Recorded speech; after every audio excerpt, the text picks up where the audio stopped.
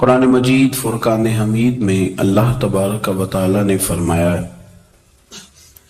اپنے بندوں کو اپنی عبادت کی طرف توجہ دلائی، اپنے بندوں کے دلوں میں عبادت کا شوق، ذوق اور نظریہ پیدا فرمایا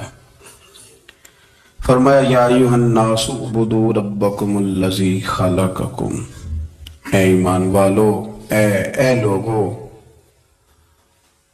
اپنے اس رب کی عبادت کرو جس نے تمہیں پیدا کیا، والذین من قبلکم، اور ان لوگوں کو بھی پیدا کیا ہے جو تم سے پہلے تھے، تمہیں عبادت کا نفع یہ ملے گا لعلکم تتقون، کہ تم پرہیزگار ہو جاؤ گے۔ عبادت اس لیے کرو کہ اللہ نے تمہیں پیدا کیا ہے، اور اس لیے کہ تم سے پہلے لوگوں کو بھی اللہ نے پیدا کیا ہے، اور پھر ارشاد فرمایا کہ الذی جعل لکم الارض فراشا، وہی رب ہے جس نے تمہارے لیے زمین کو فرش بنایا ہے، والسماء بناء، اور آسمان کو چھت بنایا، وانزل من السماء ماء فاخرج به من الثمرات رزقا لکم، زمین کو فرش بنایا، آسمان کو چھت بنایا، پھر آسمان سے پانی برسایا جس کے ذریعے پھل نکالے، اور وہ بھی کسی اور کے لیے نہیں، رزق لکم، تمہارے رزق کے لیے، وہ بھی تمہارے رزق کے لیے، یہ ساری نعمتیں تمہیں دی ہیں، اب فلا تجعلوا للہ اندادا،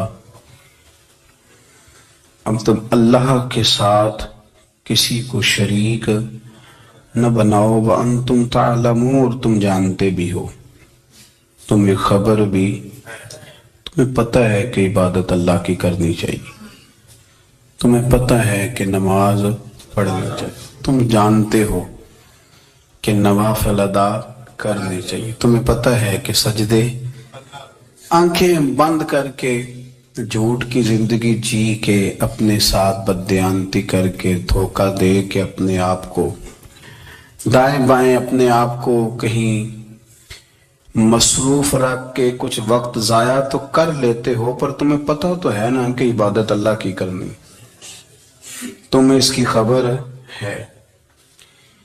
فرمایا اس رب کی، دیکھیں نا، انسان پر اگر کوئی شخص نیکی کر دیتا ہے، احسان کر دیتا ہے، تو انسان اس کے سامنے پھر گردن نہیں اٹھا سکتا، یار یہ میرے مشکل وقت کا دوست ہے، اس نے میرے ساتھ نیکی کی ہے، کبھی بھی گردن نہیں اٹھائے گا، جھکا کے رکھے گا۔ تو اگر عام کوئی نیکی کر دے تو اس کے سامنے انسان کبھی گردن نہیں اٹھاتا، تو جو رب ساری نعمتیں عطا فرمائے، جو کہے کہ تیری تخلیق میں نے کی، تجھ سے پہلوں کو بھی پیدا میں نے کیا، تیرے لیے زمین کا بچھونا بھی میں نے بچھایا، آسمان کی چھت بھی میں نے لگائی، تیرے لیے زمین سے ساری اناج کو، پھل کو، کھیتیوں کو نکالا بھی تیرے لیے، اب تو اس طرح کر کہ تو میری عبادت کر، تو میری بارگاہ میں جھک جا۔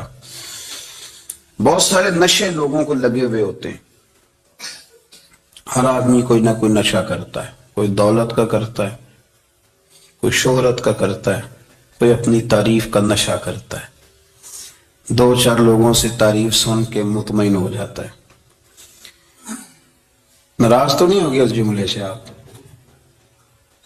کرتے ہیں لوگ دولت کا نشہ بھی، یہ جب نقصان ہوتا ہے تو بندے بیمار نہیں ہو جاتے، پیسے ڈوب جاتے ہیں تو لوگ بیمار نہیں ہو جاتے، تو اس کا مطلب یہ ہوتا ہے کہ نشہ ٹوٹ گیا ہے۔ اب بیک ہوئے ہیں نا تھوڑے سے تو کانپتے ہیں، تڑپتے ہیں، پریشان، نشہ ہی اسی طرح ہی کرتا ہے نا، نہیں ملتا تو پریشان ہوتا ہے۔ یہ سارے نشے ہیں، مختلف قسم کا نشہ، ہم مانتے نہیں اس بات کو، تسلیم نہیں کرتے، کیونکہ تسلیم کرنا بڑا مشکل کام ہے، اس کے لیے تو بڑی ساری چیزیں جو ہیں وہ دبوچ کے اور بڑی سارے رستے پھلانگ کے آنا پڑتا ہے، تو بڑا مشکل ہے ماننا، ورنہ کرتے ہیں ہم، ہمارا مزاج ہے۔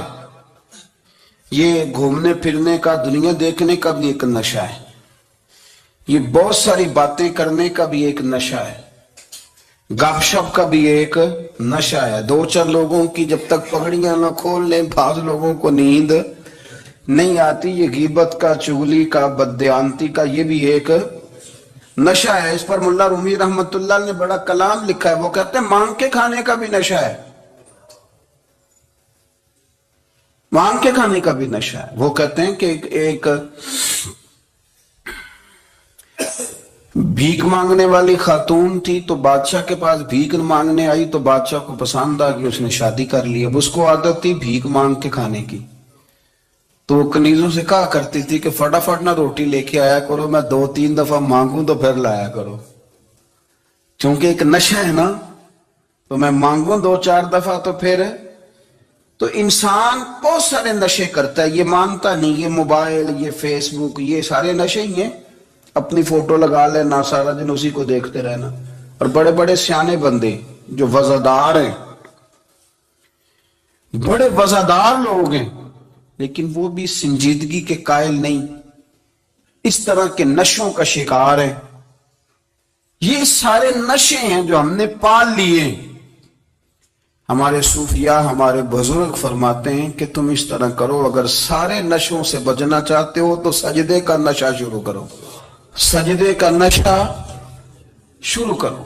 یہ نا اقبال کہتے ہیں عطار ہو، رومی ہو، رازی. آپ بات کو سمجھیں، عطار ہو، رومی ہو، رازی ہو، غزالی ہو، کچھ ہاتھ نہیں آتا بے آہ سحر گاہی. کہتے بہت بڑا صوفی ہو جیسے فرید الدین عطار تھے، بہت بڑا تصوف کا امام ہو جیسے امام غزالی تھے، بہت بڑا تفسیر کا استاد ہو جیسے امام رازی ہو. عطار ہو، رومی ہو، رازی ہو، غزالی ہو، پر کچھ ہاتھ نہیں آتا بے آہ سحر گاہی. اگر سویرے اٹھ کے روتا نہیں نا اللہ کی بارگاہ، اگر تہجد نہیں نہ پڑھتا، تو کچھ ہاتھ نہیں آتا بے آہ سحر گاہی. پھر اس کو کوئی چیز نصیب. میری بات کی سمجھ آ رہی ہے آپ حضرات؟ جب تک آپ سویرے نہیں اٹھتے، آپ اللہ اللہ نہیں کرتے، آپ کو نوافل کا چسکا نہیں، عبادت کا مزہ نہیں. فرمایا میری عبادت کرو، یہ شوق پیدا کرو، میں نے تمہیں پیدا کیا. ہم لوگوں کے نشے مختلف نشے، بڑا عجیب رنگ ہے. محفل کی صدارت کرنے والے بڑے پیر صاحب، بڑے القابات، بیچ میں سے بندہ تلاش کرنے سے بھی نہیں ملتا، اتنے بڑے لقب ہیں اس کے.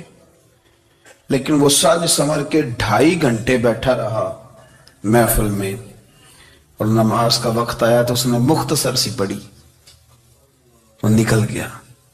ہلکے سے سجدے کیے. اتنا بڑا عشق رسول نعت خواں، ہو کیا بات ہے. اور عشق رسول کا بہت بڑا پیغامبر، بہت بڑا مبلغ، اور بیچارہ سمجھ ہی نہیں سکا کہ اللہ کے رسول نے فرمایا تو نماز پڑھ میری آنکھیں ٹھنڈی ہو جائیں گی. تو یہ نشے کے عادی تو ہیں پر حقیقت کے قائل نہیں ہیں. یہ بس ٹھیک ہے، خوابوں کی دنیا میں لوگ زندہ ہیں، پر جن کو یہ جو نشہ تھا نا عبادت کا، یہ میرے رسول پاک کی چاہت ہے، یہ میرے نبی کریم علیہ السلام کی. آپ دیکھیں نا حضور مہینوں جا کے غار حرا میں بیٹھتے. کیا وہاں تبلیغ کرتے تھے؟ کوئی کتاب لکھتے تھے؟ رسول کریم علیہ السلام مہینہ رہتے غار حرا میں. کوئی نہ مجھے دیکھے، کوئی نہ مجھے ملے. حضور یہاں کیا ہے؟ فرمایا میں اپنے رب کی عبادت کروں گا. نبی کریم علیہ السلام نے سجدوں کے ساتھ پتھروں اور پہاڑوں کو آباد کر دیا، سجدوں کے ساتھ. آپ کا سجدہ آپ کو بہت ساری چیزوں سے چھڑا لیتا ہے، یہ بہت ساری جگہوں سے جھکنے سے بچا لیتا ہے. صوفیاء، اولیاء یہ کیا کرتے تھے؟ یہ سجدے کا ذوق ہی تو پیدا کرتے تھے. سجدے کا ذوق. شاہ عبدالعزیز دباغ رحمت اللہ تعالی علیہ